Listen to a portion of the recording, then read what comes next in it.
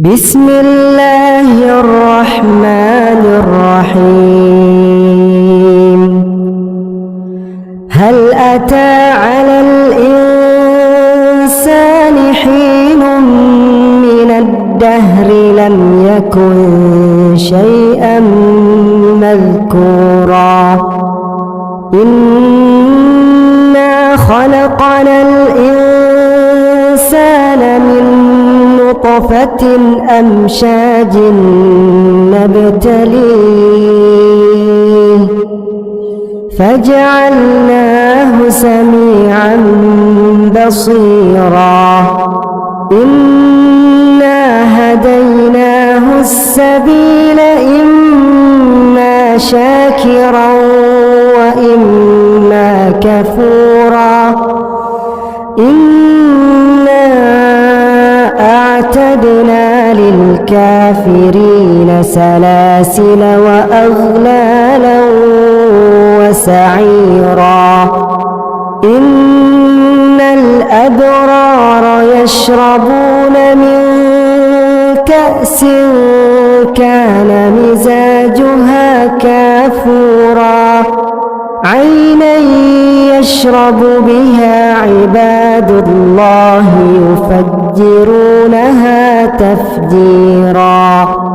يوفون بالنذر ويخافون يوما كان شره مستطيرا ويطعمون الطعام على حبه مسكينا ويتيما وأسيرا إنما نطعمكم لوجه الله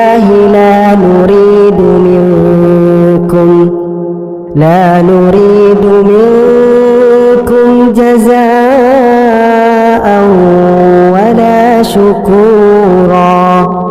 إنا نخاف من ربنا يوما عبوسا قمطريرا فوقاهم الله شر ذلك اليوم ولقاهم نضرة وسرورا وجزاهم بما صبروا جنة وحريرا متكئين فيها على الأرائك لا يرون فيها شمسا ولا زمهريرا ودانية عليهم ظلالها وذللت قطوفها تذليلا ويطاف عليهم بآنية من فضة وأكواب كانت قوارير من فضة قدروها تقديرا ويسقون فيها كأسا كان مزاجها زنجبيلا عينا فيها تسمى سلسبيلا ويطوف عليهم ولدان مخلدون إذا رأيتهم حسبتهم لؤلؤا منثورا وإذا رأيت ثم رأيت نعيما وملكا كبيرا عاليهم ثياب سندس خضر واستبرق وحلوا أساور من فضة وسقاهم ربهم شرابا طهورا إن هذا كان لكم جزاء وكان سعيكم مشكورا إنا نحن نزلنا عليكم عليك القرآن تنزيلا فاصبر لحكم ربك ولا تطع منهم آثما أو كفورا واذكر اسم ربك بكرة وأصيلا ومن الليل فاسجد له وسبحه ليلا طويلا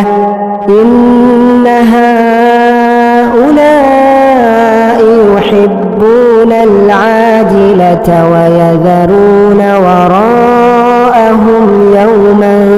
ثقيلا نحن خلقناهم وشددنا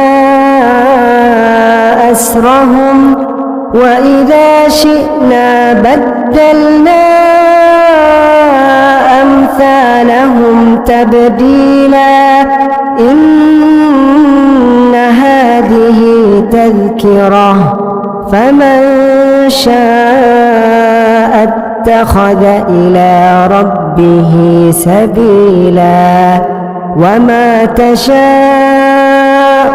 إلا أن